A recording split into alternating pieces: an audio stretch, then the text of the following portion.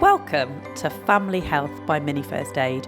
Mini First Aid are the UK's leading family first aid provider, and we are delighted to bring our latest podcast series to you, giving you all the information that you need around family health subjects. Thanks for joining. Welcome to the Family Health Podcast. This podcast is brought to you by Unity Mutual, a trusted partner for your savings and investments and partner that understands your commitment to your child's health and financial future. When you choose Unity Mutual for a junior individual savings account, you secure your child's savings journey and receive a free mini first aid class. But it's not just about caring for their health, it's also about setting them up for a brighter future. Unity Mutual believes in enriching lives beyond pounds and pence, empowering you with both financial stability and life-enhancing opportunities. Let's dive in. Hello, I'm Kate, founder of Mini First Aid. Welcome to our podcast, Family Health by Mini First Aid. Well, we are thrilled that you've decided to join us for our series, and in this particular podcast today, we welcome the lovely Kate Binnington. Now, Kate is an occupational therapist, and she is going to talk to me. I've asked Kate to come and talk to us all about burnout, because as modern mothers, the sense of overwhelm is very real. And when you're juggling children, work, home life, and the list goes on, you just sometimes have that experience. And so for some of us, the feeling of burnout is very real. So thank you, Kate, for joining us. We're delighted to have you. Thank you for inviting me along. Right, tell me a little bit about yourself, because some people listening might go, I don't even know what an occupational therapist is. Tell us about yourself. So, occupational therapy is all about the relationship between the things that we do and how we feel. And that's like in the very broadest possible sense. So often people think occupational therapy is about work, and it is a little bit, but it's also about everything you do with your time. So from getting up in the morning and brushing your teeth, to sorting the kids out, to work, to reading, to skydiving or BMX biking, whatever it is you enjoy doing, that's what I'm interested in as an occupational therapist. How long have you been an OT then, Kate? I qualified in 2008. So however many years that makes, I'm not quite sure, quite a long time now. And for your particular specialism, because obviously occupational therapy can be very broad, what do you specialise in? So I specialise in mental health. Right. So I've worked in a number of NHS services with people with complex emotional trauma. So I work predominantly with people with severe and enduring mental health difficulties. As part of, so I have a private practice that I run working with people with severe and enduring mental health difficulties, and I also have a community interest company, which is a not-for-profit, which works with a really big range of people actually, because one of the things I really love about occupational therapy is you don't have to have massive problems for it to be helpful. So I work with people who struggle with balance in their day, who struggle with overwhelm and burnout, which is what we're going to talk a bit about today.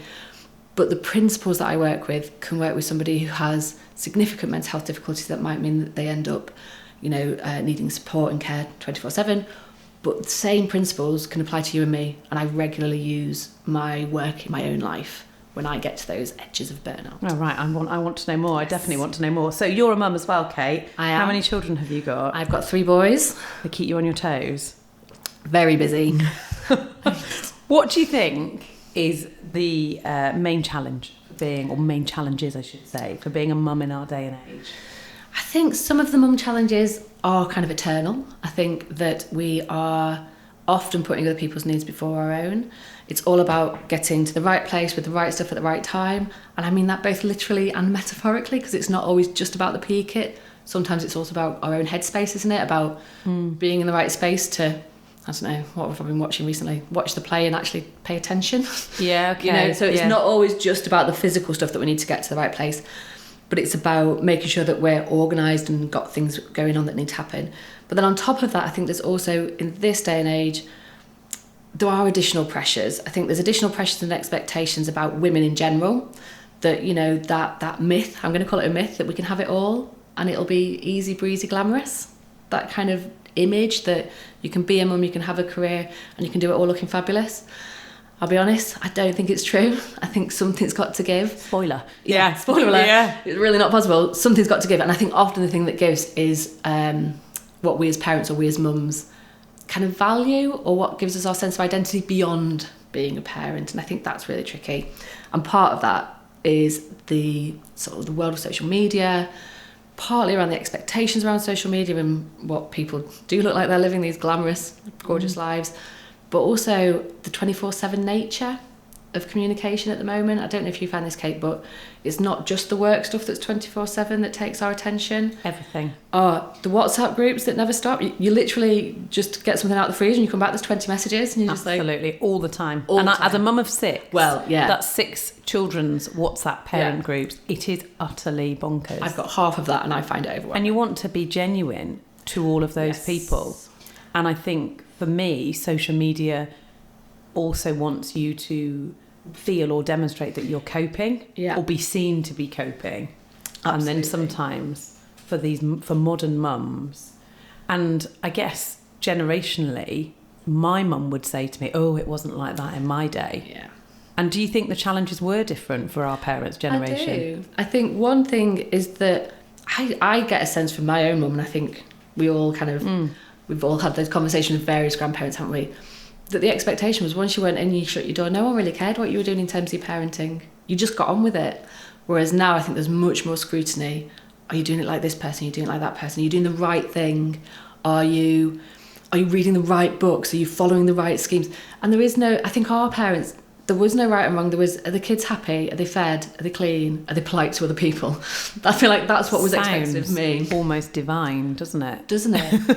And the idea that once you choose, not even choose, because back then you could just go home and not have to be on, in inverted commas. Do you know what I mean by that? That sort of sense that you're available. Yes. That's a demand on us all the time. And it is 24/7 these days. You know, some of the WhatsApp groups go way beyond my bedtime in terms I know, of their and messaging. I'm guilty of that. So I will sometimes send a message and then realise that I've just put something on the class WhatsApp page at 10:45 at night. And then you'll think, oh my gosh, let's hope no one's using their phone with alerts on as their alarm clock, because I've just woken them up to ask them about PE kit. And that's a really interesting thing. And I know we're going to talk today a little bit about kind of things you can do in your own life. And I think there are things we can do, but it almost becomes an extra burden. We have to put our own boundaries in, don't we? Whereas previously they were externally determined by the fact that, well, no one can get hold of you past 9 o'clock. You know, I still don't phone my Auntie Pauline past about 7 because I know she'll think it's some sort of panic phone call. Yeah. But that attitude of like, well, I won't phone because it's not appropriate, we don't have that, do we? No. There's stuff coming in all the time, and even if you don't respond, it's a demand that it's there. It's a demand that should I read it, shouldn't I read it? If I do, what does it mean? If I don't, what does it mean? All these thoughts and processing take energy and attention, and it's another burden for us to manage. Yeah. And that's really hard. And I guess for us now, a bit of a sweeping generalisation now for people who are listening, but is that generally women are having their babies older. So we are having our children later in life, which gives more unique challenges, doesn't it? Absolutely. So what does that then, for us as an older mum, or sometimes even called a geriatric mum, I think is one of the phrases. Maternity, isn't it? Yeah, absolutely. But what problems or what extra challenges is that throwing up for society now? So I think there's a few. I think there's some very pragmatic ones. We're older, physically older, we're more tired. Yeah. Just generally, that happens. You're physically less well. We're often further along in our careers, so we have bigger jobs, more demanding jobs perhaps. But also we have parents or loved ones who are also demanding some time. Not demanding, I don't use demanding in the sense that someone's knocking on your door, but just there's thoughts and attention and energy going towards worrying about them or caring for older parents or siblings or whoever might be there. And so that's a demand that I don't think previous generations had in quite the same way. And then on top of that is, you know, modern life is often we're not always next door or the next street down or a couple of villages across. Because we've got these careers, we've moved on, we're perhaps living further away. So there's less of that sense of kind of shared care going on that I remember my mum talking about, certainly with her grandparents. There was much more shared care. Whereas now I feel like we're perhaps more distant and it's less shared. So again, attention, energy, focus and care. My parents don't live around the corner. No. And for a lot of people, they don't have their family right on their doorstep anymore. And we've travelled and we've moved away. And you have that juggle. So for me, to give a personal example for people listening, is that I've got very young children, but I've also got ageing parents, and I hope they'll forgive me for saying that, but so there are challenges always with what they need and the support, and also I should add the emotional challenge, because quite frankly my mum and dad did a really good job of bringing me up, and they gave me every bit of love and nurture and support that I could have ever needed. So I also feel it's my bit to do that back, right? So I need to pay that back, and I need to support them, and that is an added pressure for women and for men. But when we're talking about mums particularly, for our generation, of where you're still torn between children that need help going to the toilet and then an ageing generation that need you to help and support their lives in some way.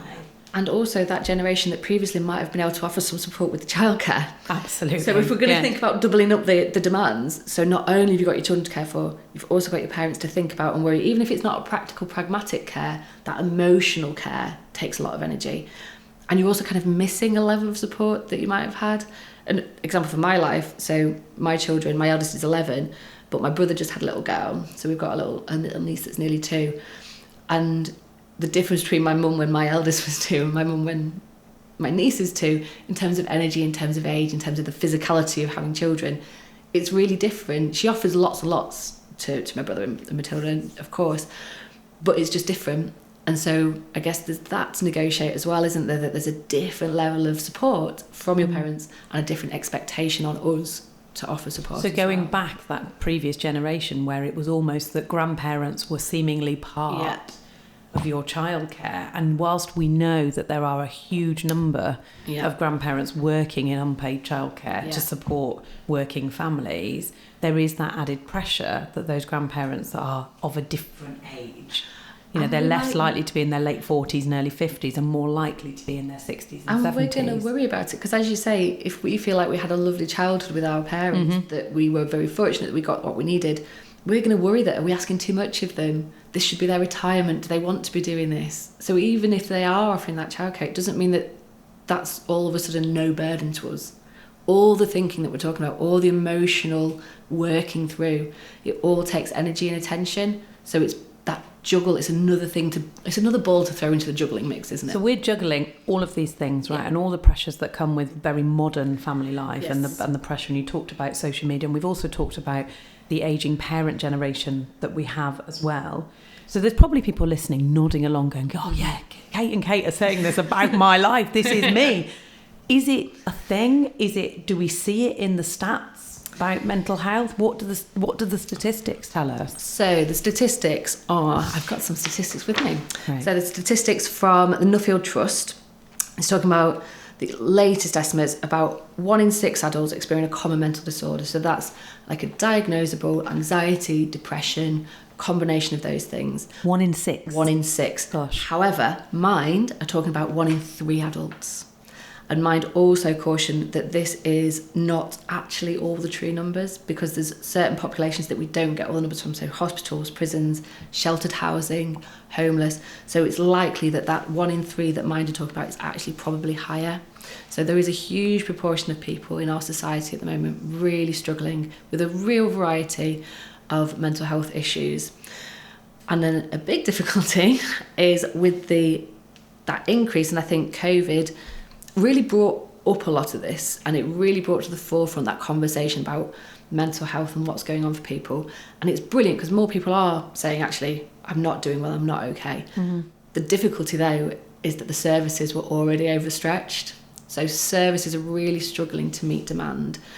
So there is a real difficulty in getting access to support when you need it. However, I say that, statutory services are difficult, but there are some really lovely charity and third sector supports out there, and your GP is also available and can point you in the direction of your local services. Great. Well, we'll talk about that a little bit more, because I'm sure that everybody will be, especially if they're hearing some of themselves in what we're discussing, will want to know a little bit more about where support can come from. We talked about this phrase of burnout when I introduced the podcast today, and we hear the term a lot, don't we? Yes. People experiencing burnout. What does it actually mean, Kate? What do the words mean, burnout? So burnout is about stress. Right. The first thing to know about stress is that stress in and of itself is not negative.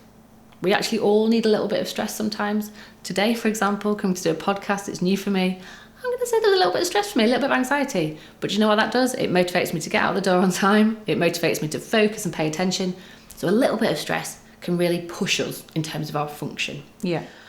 What happens when we have chronic stress? So when we are consistently in a position where the demand outstrips our resources, so we can over and over and over again, we feel like we're not doing well enough, or we're not meeting what we're supposed to meet. That chronic stress over a long period, that's when we end up with a picture of burnout, which is about feeling unable to cope. It's about just being kind of done, just overdone. And it's about a really difficult negative cycle, I think, that leads up to burnout, which is around tasks come in that we have to do, all those burdens that we've already talked about, all the juggle of demands come in, and we don't feel equipped to manage. That means that we then start thinking, is it me? Am I not good enough? Sure, yeah. Have I not got the skills? Should I be able to cope better? Why is everyone else coping? Why am I not? I think this will sound familiar to people. And then that means that then when we go into those tasks, we're going in with a sense of not being very competent, and then we are going to look for the signs that we're not competent, because that's going to confirm and reaffirm what we already think about ourselves. So then we feel less capable, and then we feel more stressed because we've still got all these demands on us, and we've lost that sense of capacity that perhaps we once had. So there's a really difficult negative cycle, and when that goes on and on and on, the juggle is real. The struggle with the juggle, honestly, it's day to day, isn't it? Minute to minute some weeks. Yeah. And when that's happening over and over again, you can see why somebody would be depleted in their energy levels, in their ability to manage, and in their ability to feel okay in their own lives. And that's what I think burnout's really about. It's this depletion of capacity to meet the demands of what's going on for you in that moment. Because I think sometimes you read articles about burnout and it will describe perhaps severe cases where people suddenly go, I can't get out of bed. I can't get out of bed. Yeah. I actually can't do it. But I think from what you're saying is that there's a trajectory before that. Absolutely. Where you're leading or you're on a burnout. Yeah. When you're on that trajectory, so personal examples, I know when I'm starting to get overstressed, when I am emotionally all over the place. So, you know, I cry at neighbours, or John Lewis had coming up to Christmas, you know, like I just can't contain my emotional well-being. I can't just get on with stuff. I'm really snarly and snappy with the kids. That's like a really big sign for me. And also really small things. So sometimes you can really notice real little things about yourself. So if I'm in the car and I have to switch the radio off, I know that that's a sign that I'm really stressed, because I'm at the point where I'm like, I can't even tolerate processing noise right now, because I'm overwhelmed. My system is already overwhelmed by whatever it is I've got going on in that day. So they sound small, but they are all little indicators that I'm getting to the edge of my capacity. I'm getting to the edge of my ability to feel in control of what's going on in my life. I feel confident that I can get stuff done, because that's the really difficult part with burnout, particularly I think for us as mums, where, you know, I feel like we give a lot, don't we? I mean, parents in general, but we give to the kids, we want to give to our partners, we want to give to our parents, we want to give to our friends, we want to be part of the world, don't we? We want to be involved, and that all takes energy. And I think that the real difficulty with burnout is that we might start losing some of that. We might lose enjoyment from things that we would know. So think about signs of burnout. You might start not enjoying things that you would normally find quite enjoyable or relaxing.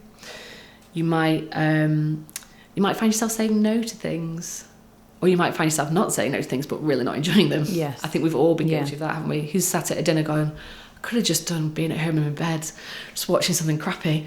Yes. And there's nothing wrong with that in and of itself. And I think what I talk about a lot in my practice is, how do you know where you're up to emotionally, energy, and how do you make what you've got going on fit where you are? So there's a really kind of interesting interplay between how do we know how we're doing, and how do we put boundaries in or put plans in place that help us meet those needs. There's people listening now going, yeah, this is it, this is me, and I can hear some of that, and I think particularly what you were saying about noise, that I have this thing sometimes when it's really busy and crazy, lots going on, we've got lots of places to be, and someone will put the radio on in the car on top of my 6 children, which I know is an excessive number of children, but my 6 children all in the car want to talk to me, and I just have to turn the radio off, because it's just an extra piece of noise, that my brain, and I love listening to music and I love the banter of radio, but in that moment, I feel like I can't.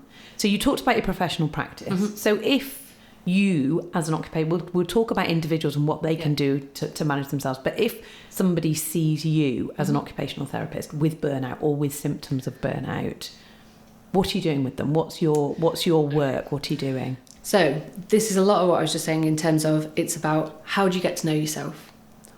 How do you get an accurate picture of what's going on in your day, your week? So occupational therapy is about what we do. It's about our time use. What we do a lot as humans is we work on automatic. Our brains love a routine, they love a habit, it's a shortcut. Well, our brains see it as a shortcut, it's not always an effective shortcut, but we are built to problem solve. Our brains are built to problem solve and make things quicker and shorter.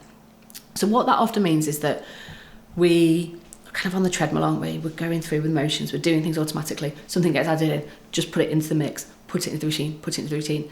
And what we don't often do is stop and think, is this working for me? Okay. Where's the stress points? Where's the good bits? Because there will be good bits, even though when you're close to burnout, it feels like there's not. There will be moments that are good, but we miss them because we're so busy just getting through, just surviving the time and surviving the day. So that's where we'd start. So someone would come to me and we would do an activity diary. We would think about, let's realistically have a look at what happens in your day and see where your time is going. Then we would think about, well, which bits of this are really important to you? Where do your values sit? Because what we do know about how we make decisions about our time is that if we can be value-led, we get more satisfaction. Sure. And then we'd start thinking about which are the bits that could change. Because small changes, and I'm talking miniature changes, can make such a big difference to us. So an example from my life, and I haven't actually had a chance to do it this morning, which is interesting because I'm feeling a little bit wired. So I have 3 children. It's quite chaotic in the mornings. Everyone has a packed lunch, all that good. What I started to do just a while ago, I started feeling a bit overwhelmed. So I started to, once everyone was sent upstairs to go and get dressed, my children are old enough to go and dress themselves, which is a bit of a turning point in the life of a mum. Life-changing when your children absolute can dress game themselves, changer. I would say. I mean, don't always reliably do it, but they are capable. So off they go upstairs. And I choose, intentionally and consciously choose to have my cup of tea at the furthest point in the kitchen, not looking at the absolute carnage of the post-breakfast table. And I look in the garden and I have sometimes 1 sip of tea, sometimes a full mug before someone comes asking for pants or PE kit or whatever else it is that's going on.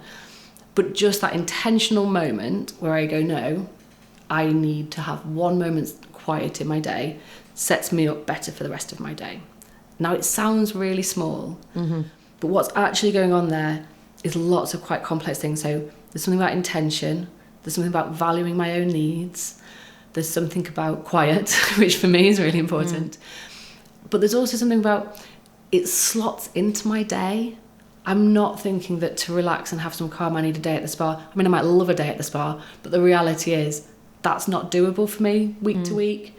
What is doable is this small bubble, this little bubble of calm at the start of my day that makes a big difference.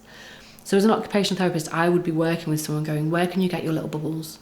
Where's your little spots? Where's your tea in the garden? Or looking at the garden? Looking at green. Really interesting research. Even just looking at green things can bring down our cortisol levels. Cortisol being an adrenaline type hormone that's linked to stress. Right. So there's lots of small things that can make a big difference. So helping people to find, I love that, helping people to find their little bubbles of time. Yeah. Because I think you're quite right about what you say about spa days and forced relaxation. And actually, I really struggle with the thought of going and lying on something for half a day because my brain is far too busy. Yes. I would find more satisfaction in taking a short break and going for a walk.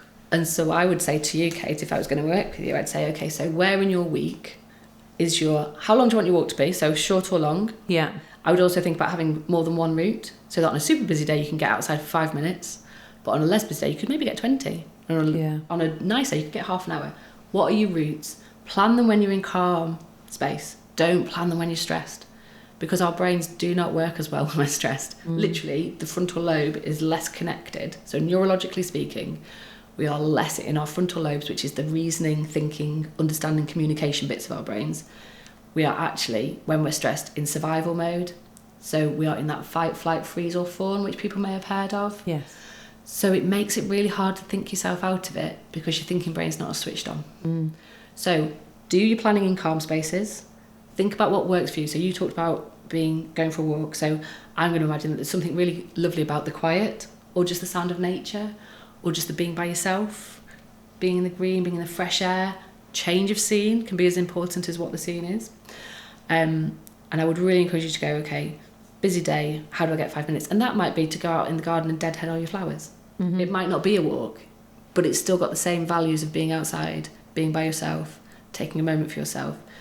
So if you make your plan led by your values rather than by the activity, so if you can understand what it is in the activity that you want to do, that it has meaning and purpose for you, you can find little snatches of it in different places. Sure. And then once you know what you're going to do, it's about planning and going, okay, on a Monday morning, I do genuinely on a Monday morning sit down and look at my week and go, where's my moments? With my cup of tea. Can I go for a coffee with someone? Can I not? And so thinking and planning when you're in calm space is really important as well. It's must be a challenge, and I remember it being a challenge very distinctly when you have a young baby who is seemingly in your space all the time. Yeah. So for somebody who has very young children and perhaps they're experiencing that feel of burnout, that feel of pressure. Yeah. What's your advice? Where's the break? Where's the bubble for somebody that maybe constantly is trying to feed their baby or settle their baby? Yeah. Where does that break come? You just took me back to quite a dark place, Kate. One of my children in particular was very touchy-feely, and I dreamt of an hour when nobody touched me.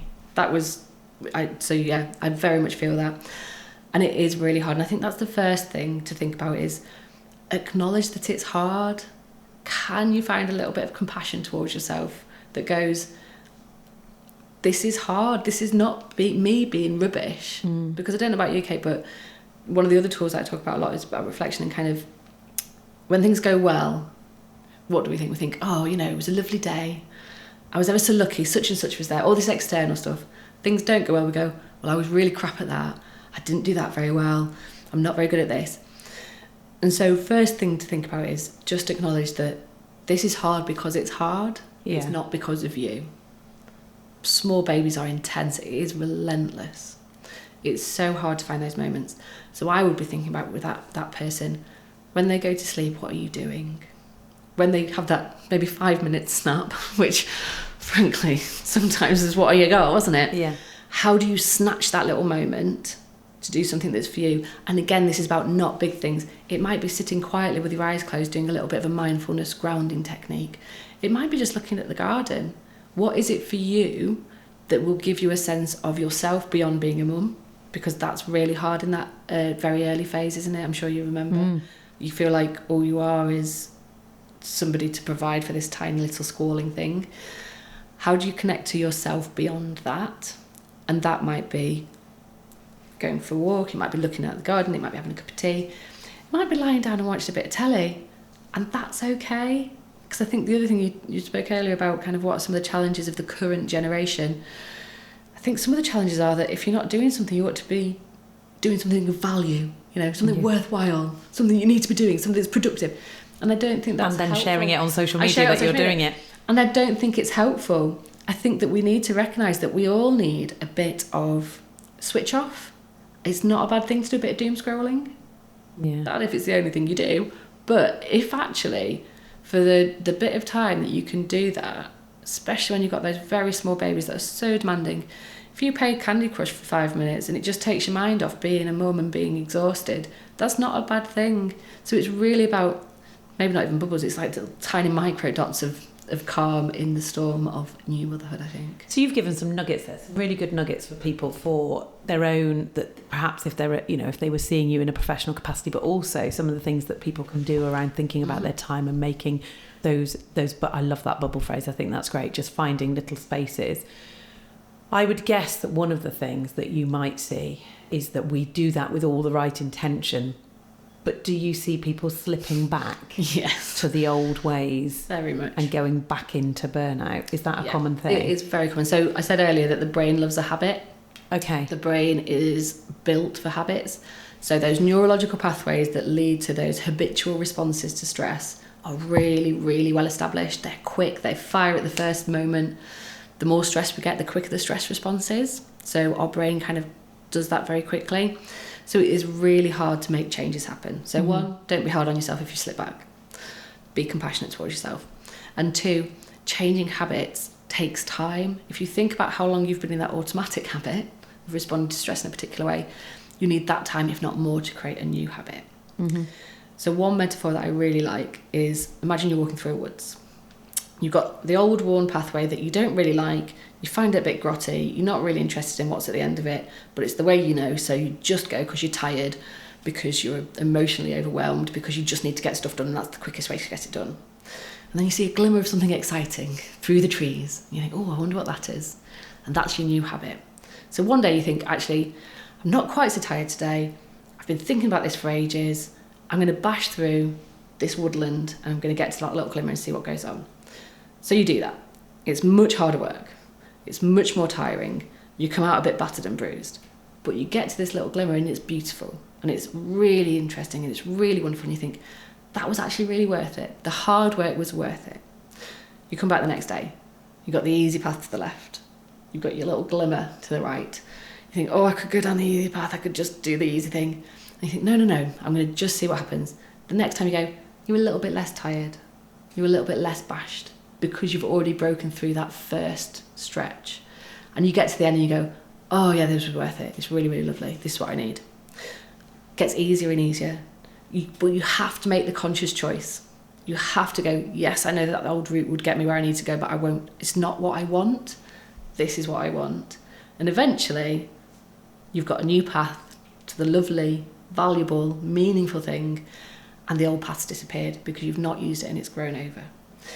So when you're thinking about habits, think about where you're up to in the process. Are you on that first bash through the path? Or you're halfway through? And there'll be days when actually you are too tired and you have to go the old path. And that's okay. Forgive yourself. It's all right. Notice what you've done and what worked and what didn't. And notice why things worked or why they didn't. We all think when things aren't working, it's us. But I can promise you there will be multiple factors around you, people around you, the physical spaces, the actual thing you need to do. All these things come together to give us our experiences. So the better you can understand how you fit into that, the better you can make choices consciously and intentionally to do things differently.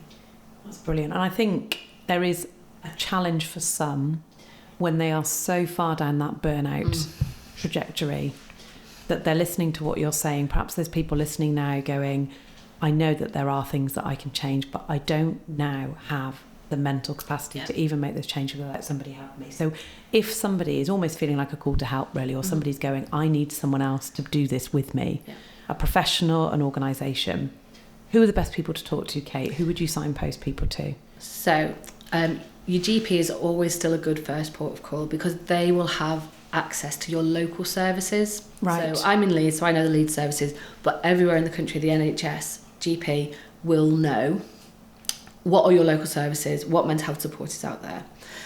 In Leeds, there's a website called Mindwell, and they have all the local services to support mental health and wellbeing, and that's a really good resource. You can see what's out there, you can have a little scooch through and see what feels like it might fit. There's also a lot of organisations offering like social prescribing, which I don't know if you've not heard of that. What's that? So social prescribing is this recognition that actually mental health isn't just about going to see your GP and getting some medication. It's about all the different bits of life that make a difference to how we feel. And so social prescribers can really help people to do the stuff that I've been talking about, really, to go, what actually is going on in my life? Which are the bits that are causing me the most strain? Which are the bits might find some space for change? And they will also have links into local organisations that might be able to offer additional support. If you are struggling and feeling very low, very anxious, there are a number of counselling services out there, so sometimes having a space to just say out loud what's going on is really valuable. So that's really helpful. And then in terms of if you didn't want to go to services, there's a few really useful books out there as well. I don't know if you've heard of Dr. Emma Hepburn. She's the psychology mum on all the socials. And the book that I've got, she's done a number of books, A Toolkit for Modern Living, has got lots of beautifully illustrated, really helpful prompts to make us think about the stuff that we've been talking about today. My favourite, have you heard of the capacity cup?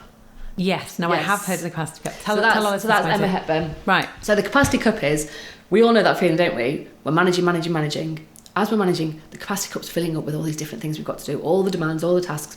And then it gets to the last bit, what is it, always breaks my... The lunch boxes that haven't been emptied, so I get to them the next morning and they're full of stinky food from yesterday. That's the last thing. It's not a massive deal, I could just empty it, but that's the thing that tips me over into stress and overwhelm. So the idea with the capacity cup is, it gives you an opportunity to recognise just how much you're managing, and that then gives you opportunity to be a bit more compassionate towards yourself about why you're perhaps finding it difficult, and seeing which of those, somebody else might be able to do. So it's not always all on you. So it's just lots of really helpful tools in those books. And she's on the socials. There's a lot online as well. So if you're not in a position to buy the books, then there is a lot of help out there. Right, and we'll signpost that in the notes for today's podcast. Hey, it's been really fascinating, and I think one of the things that perhaps modern challenges or modern life makes us do is that because we have this keeping up appearances that we're all doing okay, is sometimes the conversations like we've had today are things that we don't articulate very well, and I think it's really important because of that. We've got to function, right? So stuff needs to happen. Just still need to get through the day, don't we? So our mental wellness is becoming even more of an important part of our functioning as a human being in today's society. Kate, is there a takeaway that you would like people listening today to take away from our conversation? I think the biggest thing for me is to know yourself. So to take those little spaces of time when you can to just think about what's going on for me under the things in my life. Where in my life could I make things feel that little bit different? Not always better. Different is sometimes enough to start with. Brilliant. Thank you so much. You've been listening to Family Health by Mini First Aid, and I've been joined by occupational therapist Kate Binnington. Please do subscribe to our social channels and newsletters, because that will keep you up to date with our latest episodes. And if you want to see Kate and I chatting to each other in the picture, you can also watch the podcast on our YouTube channel. Our podcasts are available on all your regular podcast platforms. If there are other topics that you would like us to discuss in the future, please do get in touch. Family Health Podcast is all about bringing you the family health information that you want to hear. Thank you for listening. Thank you for listening to Family Health by Mini First Aid. I hope you found our podcast really useful and informative. If you want to know more about Mini First Aid classes, courses, qualification courses or first aid supplies, please do visit minifirstaid.co.uk or look us up on all your favourite social platforms at Mini First Aid. As you care for your family's well-being, remember that Unity Mutual believes in enriching lives beyond pounds and pence and is here to support both their health and financial future. Choose Unity Mutual for your junior ISA and you'll not only invest in their dreams but also receive a free mini first aid class. Thanks to Unity Mutual for making it all possible. Until next time, stay informed and financially secure, knowing that your journey with Unity Mutual is about more than just money. It's about nurturing your future and protecting your loved ones every step of the way.